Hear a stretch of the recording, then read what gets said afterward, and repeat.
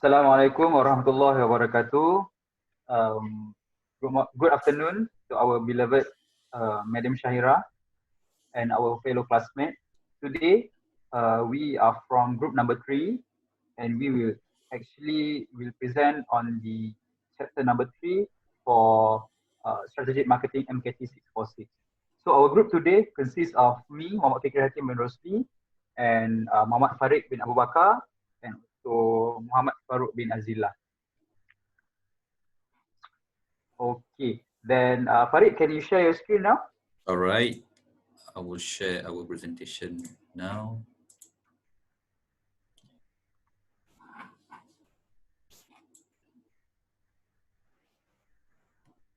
Okay, thank you, Farid. So I will proceed with subtopic number 1, 3.1, which is components of a modern marketing information system. Okay, to be very honest, this chapter is a very, I don't say it's easy, but it's a very light topic, whereby we as a student, we just need to know few things that will cover in the marketing information system. So this topic basically will cover on the marketing information system. We need to analyze the market opportunity using our marketing information system. It is a system whereby a specific company or a particular company will design or will develop a system to analyze the market opportunity. Okay, first of all, a marketing information system consists of people, equipment, and procedures to gather, sort, analyze, evaluate, and distribute needed timely and accurate information to a marketing managers. So there are basically there are two things that they will gather to give to their marketing managers, which are internal records and also marketing intelligence system. Okay, so internal records consist of sales, price, cost, inventory, and receivables and payables. But marketing intelligence system consists of beyond the internal records, which they will gain the information in reading, internet, trade publication, and etc. So marketing intelligence system is actually they will help the marketing managers to analyze the market. Okay, so normally marketing managers will go through the marketing information system, marketing intelligence system to analyze the market, but the hierarchy below the marketing manager will get the internal records, will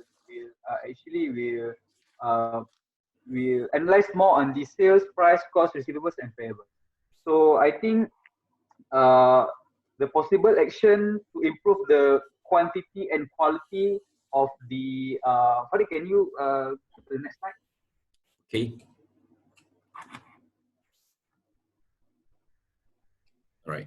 Yeah, the possible action to improve quantity and quality of a company's marketing intelligence or marketing system, there are 5 things, whereby first, train and motivate sales force to spot and report new developments.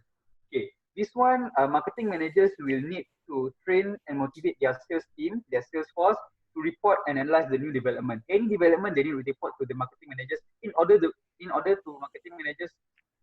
for them to analyze the marketing opportunity. Okay, number 2, hire expert and collect intelligence. Maybe they can hire a programmer to design a good marketing information system.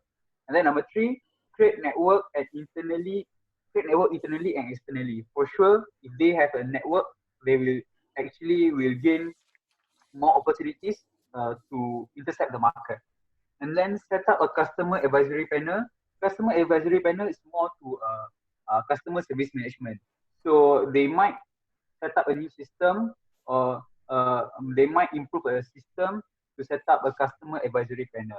Next one is they may to purchase information from outside suppliers. For example, I quote like a bank. We might need to have outsource party to have to supply with the information, to supply with the program to help us to analyze the market.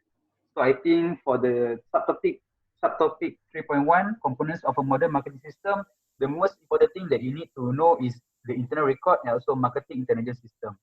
Then the possible action, we also need to focus on this, but possible action is actually what we need to done, what we need to do to support our marketing managers.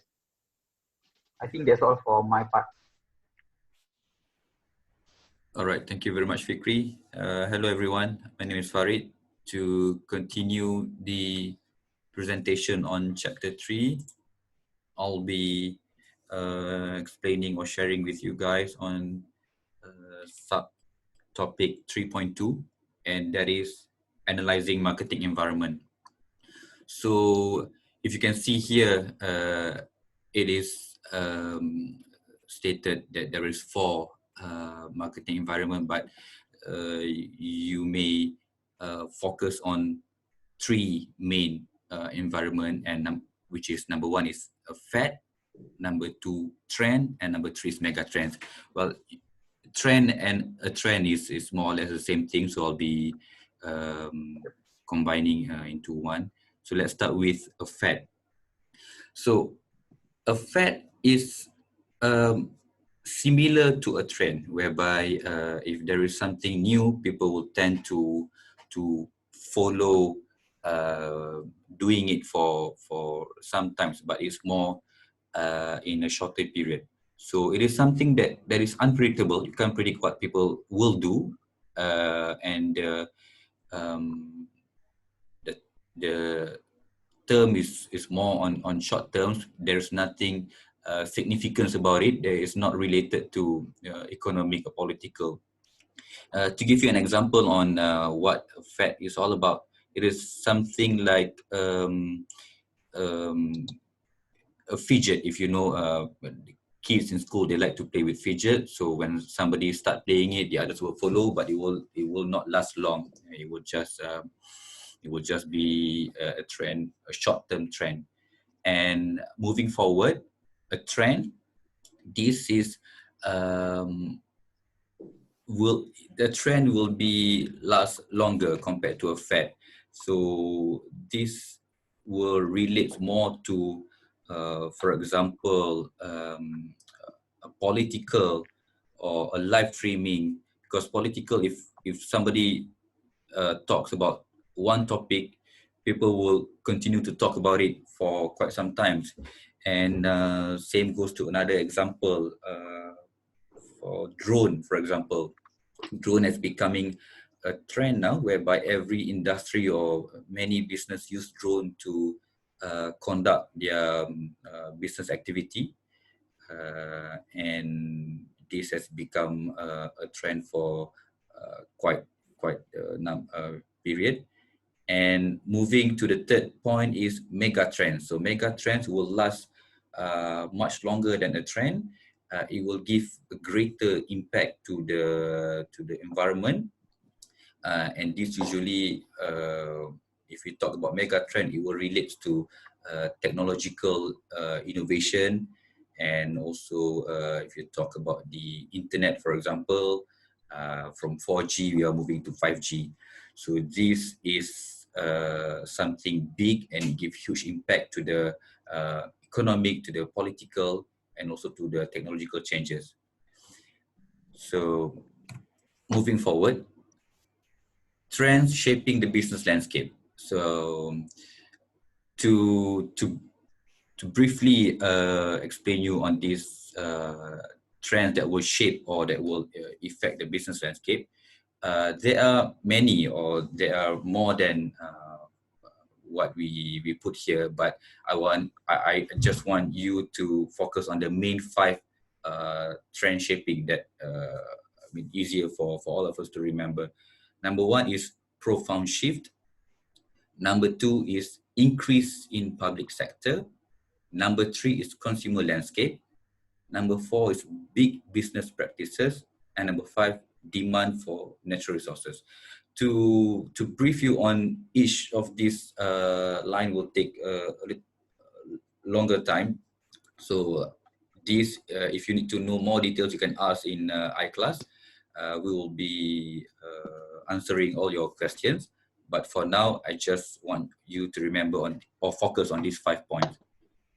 And moving forward, the environmental forces or the major forces in brand environment, there are 6 main environmental forces, and I want to let all of you know that these environmental forces, some of it are beyond the company's control.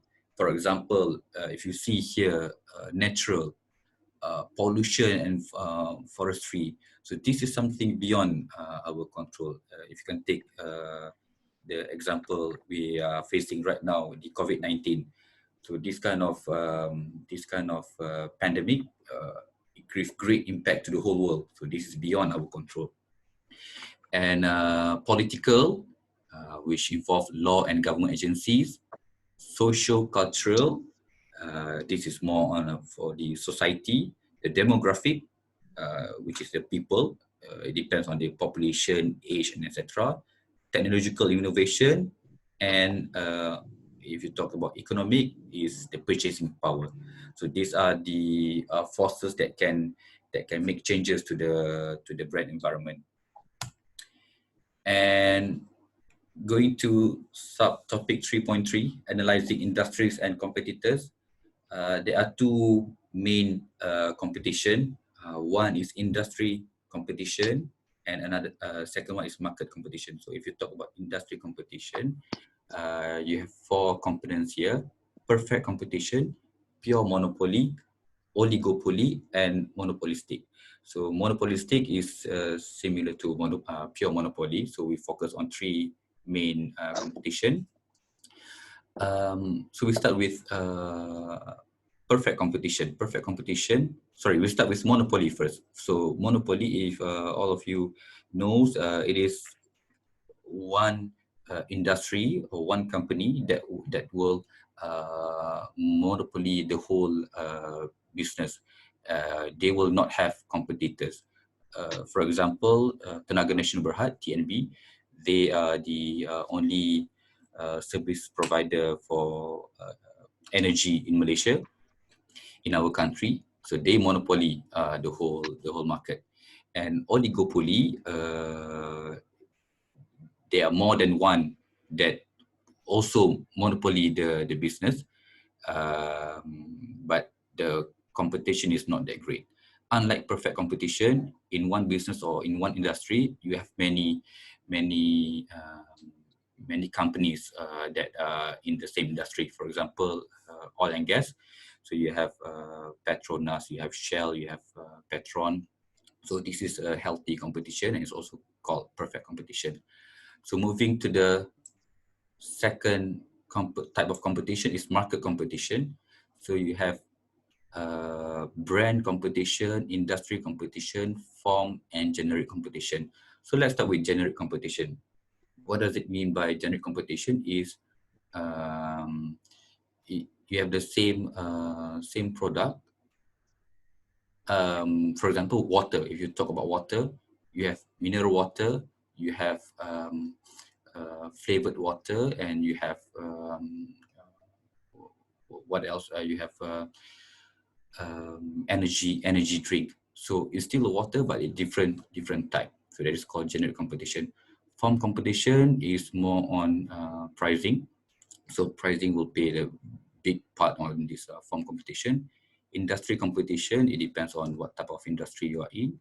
And brand competition is the most common one, where people will tend to stick to the brand that they like. So this depends on the brand quality and also the presentation.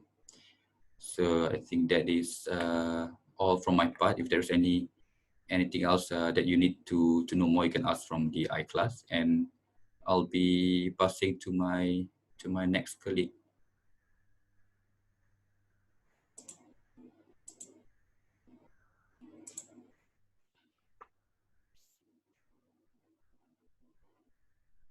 Okay, Farouk.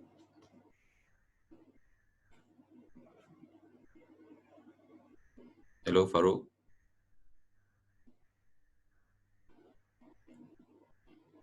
Sorry guys, we have to bear with this a little bit.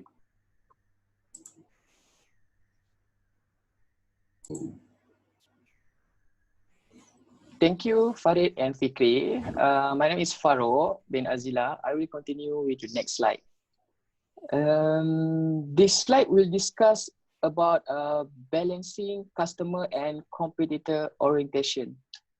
The meaning of that, company or organization may balance their focus between competitor orientation and customer orientation to be leading company in the market. So under this slide, I will explain about two things. And number one is a competitor-centered company and customer-centered company. So we go to the a competitor-centered company. Point number one is one who moves solely based on its competitor reaction and action. This company track competitor move and market share very closely. Number two, operate just a typical fire orientations. Number three, looking for the competitor weakness. And number four, customer oriented strategy. So what can I conclude from point is BRING means that the company very alert about action or reaction taken by others competitor, such as their strategy marketing, what medium they use to market their product and services. Company always make a research about competitor weakness. So knowing your competitor weakness actually may help the company to identify their strength.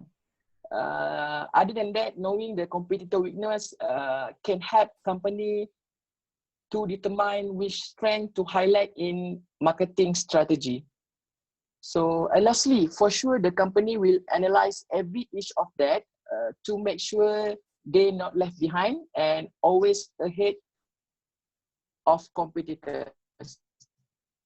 Such as, I give the examples, company Apple's always leading company in the market because they always make a research about the customer weakness and put up their strength. So the second is a customer-centered company. Number one, company only focus to customer development in formulating strategies. Number two, better position to identify new opportunities and develop a long-run strategy. Number three, able to determine which segment and emerging needs to be served. So what can I conclude from point number 1 until 3 is the company focus on creating a positive experience for the customer by maximizing service and product offering, and of course to build relationship with customer. Other than that, the company also a push to create awareness, such as always make a research what customer really needs and what segment to categorize customer into market segmentation, such as gender, age, or lifestyles.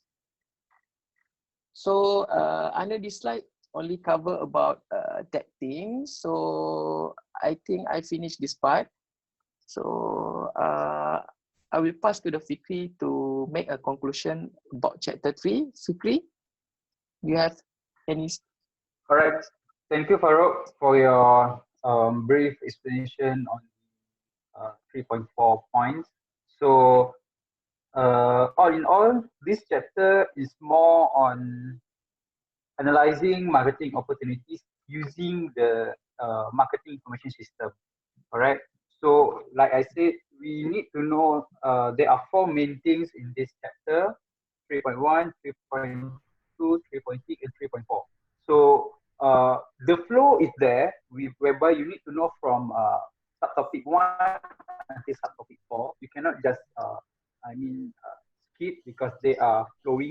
one another. So I hope our presentation can cover.